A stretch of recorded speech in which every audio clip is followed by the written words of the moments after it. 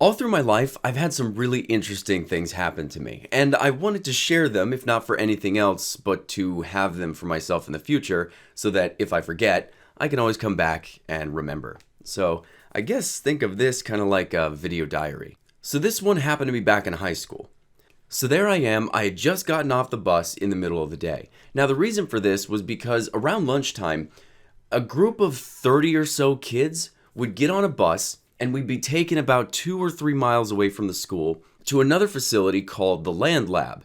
And there we would learn science and English. After those classes were done, we would be driven back to the school and then we would go on to our next class. The only thing was, I had about like 20 minutes before my next class started. So I would just walk around the school every so often until my next class would begin. So there I am, I'd just gotten off the bus and I start walking through the school and I'm walking up and down the hallway.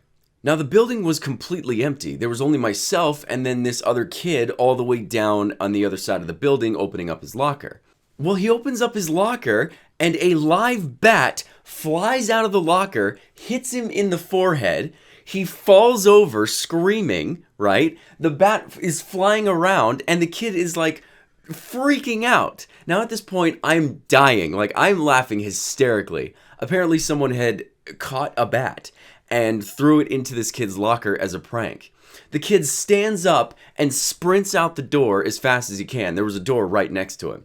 Now, at this point, again, I'm just losing my mind. Like, I am laughing like crazy when this bat starts flying my direction.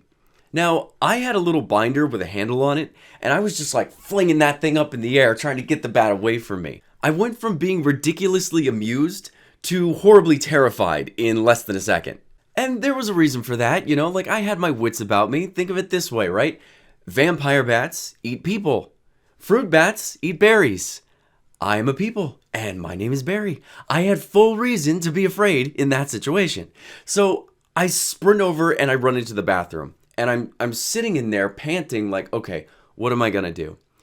How am I going to get myself out of this situation is what I'm thinking to myself. And I remember that the door that kid had just left was almost right outside of the bathroom. So if I could sprint out that door and open up the door as fast as I possibly could, maybe the bat would follow me outside. And that was exactly the plan. So as fast as I can, I sprint towards that door, I push it open, and what I didn't know was right on the other side of the door, a very popular, very attractive cheerleader had just been walking into the building.